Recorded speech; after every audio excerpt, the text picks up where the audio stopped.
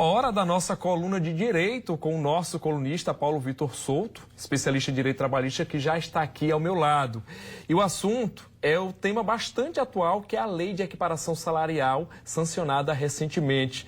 Boa noite, essa lei aí já chegou, provocando polêmica, é claro, muitos debates, porque ela tenta resolver essa questão da diferença salarial entre homens e mulheres, que a gente sabe que é uma realidade do nosso país, que os homens ganham mais do que as mulheres, não é isso? Boa noite mais uma vez. Boa noite, Simon. Muito telespectador mais uma vez. Satisfação estar aqui. De fato, Simon, a legislação ela parece trazer o óbvio, mas como a gente sempre diz, às vezes o óbvio precisa ser estabelecido de maneira na legislação, para que de fato fique evidente. E é isso que a gente precisa realmente pontuar, esclarecer quais são as vantagens e desvantagens dessas novas legislações e o que ela inova nesse caso concreto. Bom, e por trazer esse debate, a gente também, antes da gente tirar aqui algumas dúvidas, a gente foi saber o que é que os peçoenses, os paraibanos, acharam dessa mudança na legislação. Vamos conferir.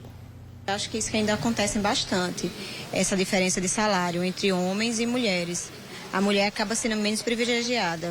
Eu acho super justo que todos tenham a mesma igualdade salarial, que seja pago tudo por igual. Eu até acho que a mulher deveria ganhar um pouquinho mais, já que a gente tem tantas obrigações em casa, muitas vezes mais do que o homem. Família, filhos, mas eu acho que isso é super certo, pelo menos já é um passo a mais que a gente está dando. Não tem nem o que pensar, né? É uma coisa bem lógica. Se faz a mesma função, exerce a mesma função, tem que ganhar no mínimo igual. E a mulher, até porque a mulher, às vezes, ela ainda tem um segundo turno em casa. Ela chega em casa e tem que trabalhar, continuar trabalhando. Então é muito mais, se torna cansativa a rotina. No final das contas, a mulher é muito mais exigida até no próprio trabalho do que o homem, porque ela trabalha em casa e no serviço. Conheço vários casos. Inclusive tem gente da minha própria família, que já passou por essa situação. Muito desleal, Eu não concordo, Porque hoje a mulher ela tomou seu espaço, ela já tem seu espaço, A mulher ela é capaz, sim, sempre foi, Mas a gente, graças a Deus, com muita força, muita dedicação, as mulheres já quebrou essa barreira, Como que diz. E graças a Deus hoje todo mundo é capaz de conquistar o seu espaço, ir atrás dos seus sonhos e ganhar a mesma coisa ou até mais. Sou totalmente a favor. Independente do gênero, eu acho que se é dessa a mesma função, não tem por que ter diferença de salário. Eu acho que até demorou para essa lei entrar em vigor, já deveria ter entrado há mais tempo. Bom, pelo menos a maioria aí se mostrou favorável, mas é porque, infelizmente, a gente sabe que tem uma questão de machismo, que é cultural no nosso país, e essa lei vem tentando reverter isso. Mas vamos explicar na prática, Já que você estava até falando que às vezes precisa ser dito para a lei se tornar mais clara, mas o que é que muda na prática com a sanção, dessa lei que foi aprovada? Simon, essa lei, a Lei 14.611 de 23, foi publicada há pouquíssimo tempo, sancionada há pouquíssimo tempo, e de fato ela estabelece essa obrigatoriedade da igualdade salarial entre homens e mulheres. Ela estabelece novos mecanismos para que essa fiscalização ocorra de maneira mais efetiva. Ela estabelece penalidades mais elevadas para que, em caso de descumprimento, isso seja penalizado de maneira muito mais elevada e muito mais severa. Exatamente para, como você acabou de expor, Simon, uma questão cultural. Tem que ser combatida, tem que, de fato, ser cada vez mais difundida para que, de fato, empregadores e empregados saibam suas obrigações. Agora, na prática, tem que seguir algumas regras, não é só porque tem um homem, a mulher vai ganhar o mesmo, mas tem alguns critérios como tempo de serviço, funções. Explica pra gente assim, quais são os critérios para ter essa equiparação. Isso, de fato, Simon. A equiparação salarial ela já é algo que existe no nosso ordenamento jurídico há muitos anos.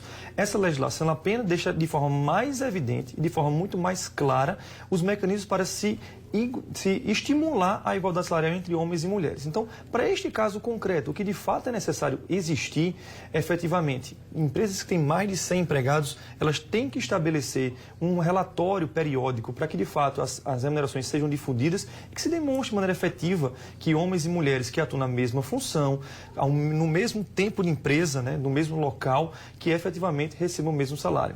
Canais de comunicação, ouvidorias devem ser criadas para que efetivamente denúncias possam ser formalizadas em caso de descumprimento, além de efetivamente penalidades bem mais severas.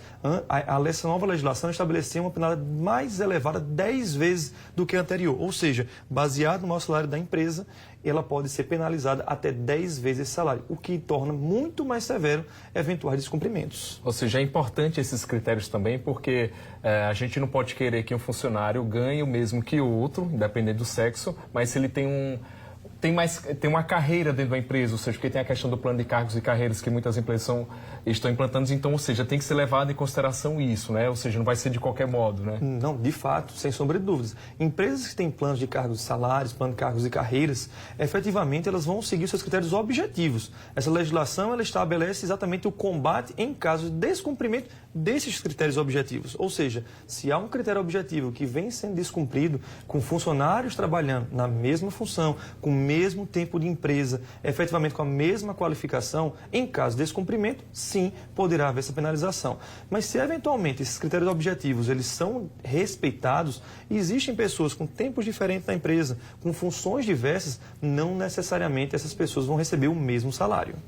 Bom, e como é que o empregado, né, pode também denunciar, o que é que ele tem que juntar de provas, ou seja, como é que ele se pode proteger caso a empresa esteja descumprindo nessa nova regra? É o que a gente sempre alerta, Simon, e é o telespectador muito importante frisar isso.